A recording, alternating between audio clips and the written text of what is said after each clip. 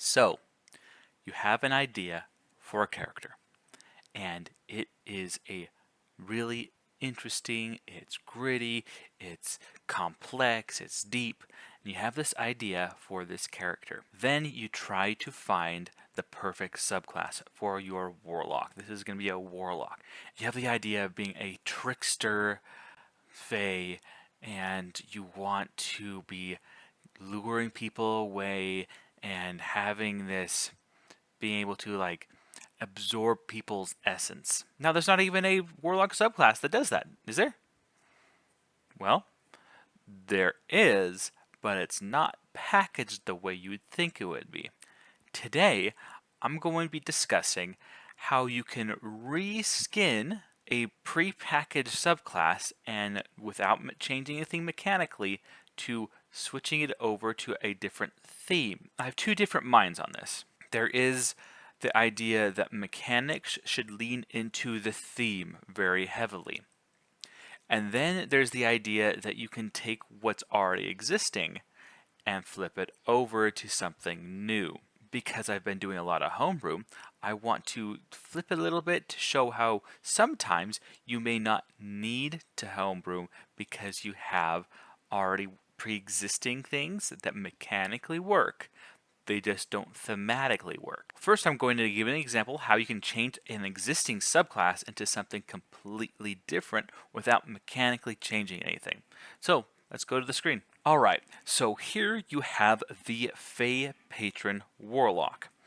You have its flavor, right? And so it's titled the Fey Patron. But don't let that deceive you because see this?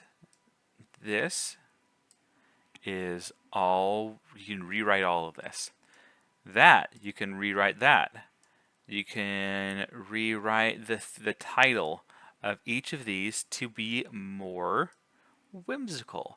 Because you want to be of a fairy type that steals people's essence, like the dark, grim fairy tales. Of course, you have your pact draws on the lower planes, the realms of perdition. You might forge a bargain with a demon lord such as a Demogorgon or Orcus, an archdevil such as Asmodeus, or a pit fiend Baelor, Ulagoth, or night hag that is especially mighty. That patron's aims are evil, the corruption or destruction of all things, ultimately including you, and your path is defined by the extent to which you strive against those aims. Okay, so here we have a pretty dark, pretty evil, I would say, and it is an evil entity that you've made your deal with here, but it doesn't have to be.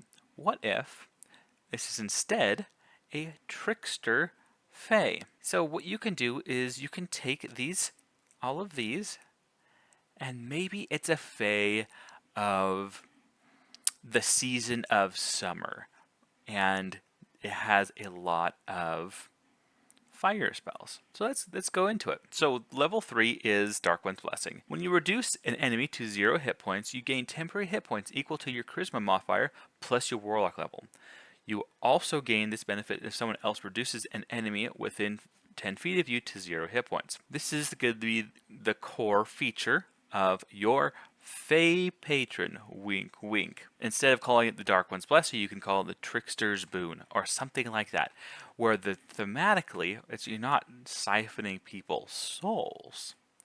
What you're doing is you're gathering the energy of people around you, and when somebody dies, you're able to siphon some of that essence to protect you. So instead of being this dark, now granted, it is dependent on reducing enemy to 0.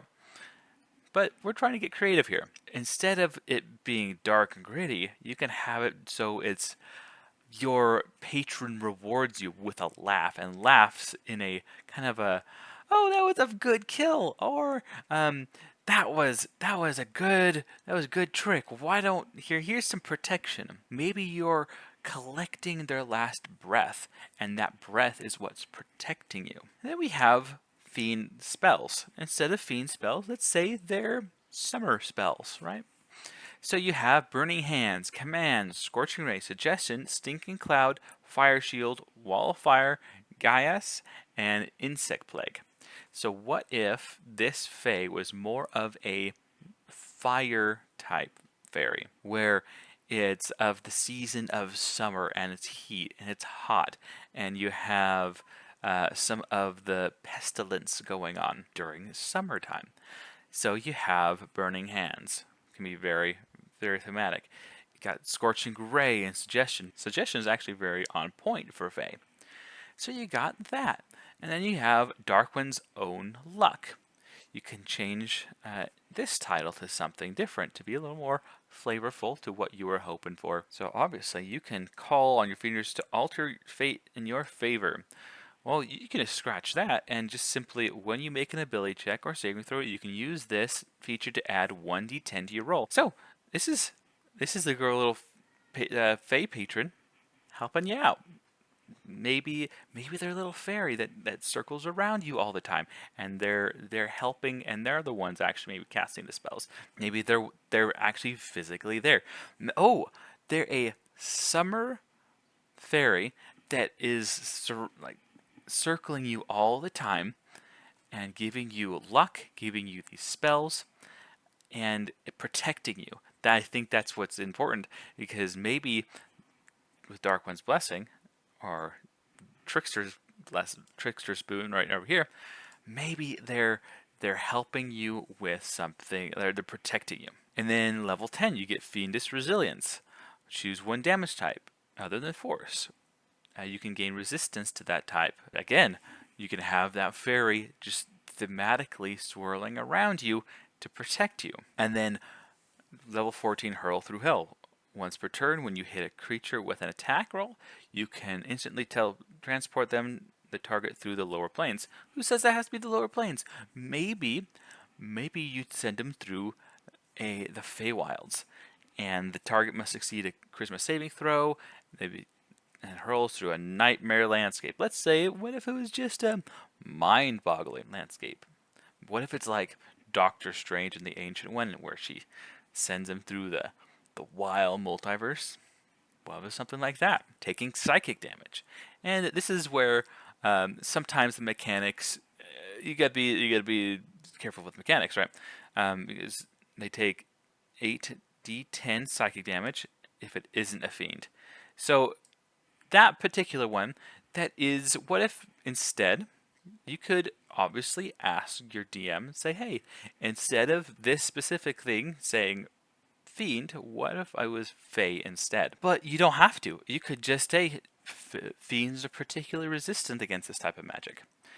So here, that's the idea, is you have these, yes, you have it's a fiend patron, but your patron is a summer fairy that is casting these spells for you, surrounding you, protecting you, and you can have any kind of aesthetic. So the idea is you're not just tied to a specific theme with these. You can reflavor these however you want. Now, here's the real challenge. I have this Ranger subclass homebrew that I created with my homebrew Ranger called the Sanguine Prowler. And it's very much where you're gathering the blood, kind of vampiric, where when you off someone, you're able to pull in motes of blood and energy that you can use later on. Now, can you change that to be a little more whimsical? I think you can. So here's the mechanics of it. Once per turn, when you deal damage to a creature marked by your foe slayer, you generate 1 blood orb. If that creature is reduced to 0 hit points by this damage, you generate an additional blood orb. Blood orbs are fragments of stolen vitality that orbit you like maleficent notes. You can spend blood orbs to activate special effects. Each effect lists its blood orb cost. So, it's called Bloodcraft. What if you were collecting memories in this case, and you're able to, when someone dies, the orb or the essence of their memories is able to go into, and you're actually stealing people's memories rather than blood. So before you move on, let's see if that works. So Predator's Rush. Before you move on your turn, you may expend 1 blood orb. Your movement speed increases by 10 feet for 1 minute. At level 11, this bonus increases to 20 feet. So, what if you were able to absorb a memory that enabled you to go faster? Or it's not it's not that you're absorbing their energy or their memories. You're absorbing aspects. Maybe you absorbed speed. Then you got Crimson Drain. When you hit a creature with a weapon attack, you can expend 1 blood orb to deal an additional 1d8 necrotic damage. This increases to 2d8 on Ranger level 11. So maybe the memories are actually nightmares, and what you use is the good memories you use for yourself, and the bad memories you use to harm others. Yes, it's necrotic damage, but what if maybe you can ask your DM, hey, can I change that to psychic damage? They may not let you, but that's okay, because necrotic damage still works. What if you're absorbing people's age, and when you tap into the Predator's Rush, you're tapping into the essence of them being young and youthful and energetic and able to move fast. And then with Crimson Drain, maybe you are tapping into their age and making them age further. And then you have the blood spells. You can cast Bane, Hold Person, Vampiric Touch, Blight, Contagion. Now granted, a lot of these are themed pretty dark, but what would you say? I mean, you could change these to whatever you want. You could, as far as a name goes, you don't have to say, I'm casting Bane. You can say, I'm casting Curse or Distraction. What if it's Distraction? And yes, you know it's Bane. It's the spell Bane, but what if it was you use it as some kind of distraction? They you cast a spell that distracts the enemies from with their old memories, and their memories are getting more confused and muddled, and that's what hurts them. Hold Person. What if it's your hold person and it's like that Scarlet Witch in Age of Ultron where they're just stunned in their own memories when she casts that spell. You got at level 7 you have Life Thief. This is the mechanics of it. You have 2 additional ways to use your blood orbs or memory orbs if you wish. Leech the Pulse. As a bonus action, you regain 2d6 hit points. If you are bloodied, this increases to 3d6 hit points regained instead. That's another thing. You could, let's say, oh, you're tapping into, you're de-aging yourself, maybe. Maybe you're reversing time a little bit on your own personal bubble. And then you've got Thirst for Survival. As a reaction, when you fail a Strength, Dex, or Constitution saving throw, you can re-roll the saving throw with advantage. You must use a new re-roll. So what if this was you tapping into previous experience? Maybe it's your memories of pulling in memories of you succeeding before, or maybe it's tapping into looking to the future. The possibilities are endless. You don't have to stick with exactly this. You can rename anything you want. Level 11, you have Bloom and Bleed. You gain resistance to necrotic damage, so maybe you're aging less quickly. So necrotic damage does less damage to you. You got Scarlet Bloom as another use of your blood orbs. You can, as a bonus action, choose one creature within 30 feet. That creature regains hit points equals 1d12 plus your wisdom modifier.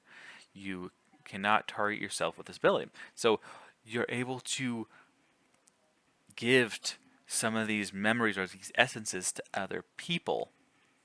And it's not, and it's shimmering, it's glowing, it gives people hope. Yeah, maybe it's a memory of hope that you're able to grant them that bolsters their hit points. You got Useful Slaughter with 2 blood orbs. You can, as an action, you can halt your aging for 1 month. Additional uses extend the duration, right? So you can. This is kind of a fun one. You actually pause time. Maybe some of this you're tapping into some of the time aspects, memory and time. So the theme could be whatever you want. At level 15, you got Hemivore Ascendant, your mastery of stolen life force, or maybe time force has reached its peak. When you finish a long rest, you automatically gain 1 blood orb, and you gain the following additional ways to expend blood orbs. You got Fountain of Agony, 1 plus blood orbs. When you use Crimson Drain, you can deal additional damage. you may extend any number of additional blood orbs. The first blood orb deals its normal bonus damage. Each blood orb extended beyond the first adds an additional 2d8 necrotic damage to the attack. All necrotic damage dealt ignoring resistance. So yeah, maybe how the Crimson Drain was about aging them. What if it's now accelerating that age even more? And you got red defense. For one blood orb, when you take damage, you can use reaction to gain immunity to necrotic damage and resistance to bludgeoning, piercing, and slashing damage until the start of your next turn. So you got this time shield or this bubble of time. Maybe it's protecting you. So maybe it's not so much the Sanguine Prowler, but maybe it's the Time Walker, the whatever you want to call it. But you don't have to be something grim and dark. You can have it something light and whimsical that is very thematically different than what was intended.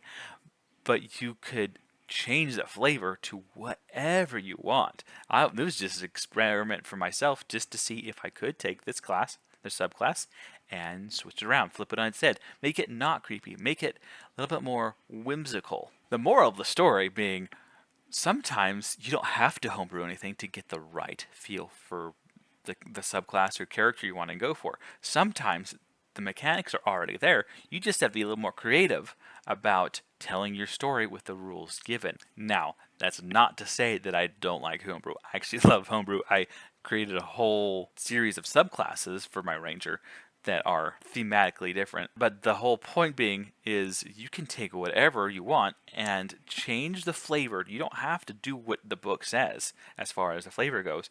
Flavor, you can change whatever.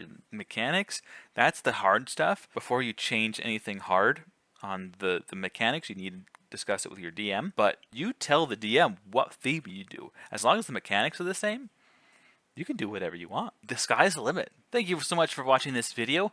Leave a comment below about something you would like to see homebrewed or redone or reflavored. And leave a like and share this video with your D&D friends. And, other TTRPGs work as well. So, have a good one.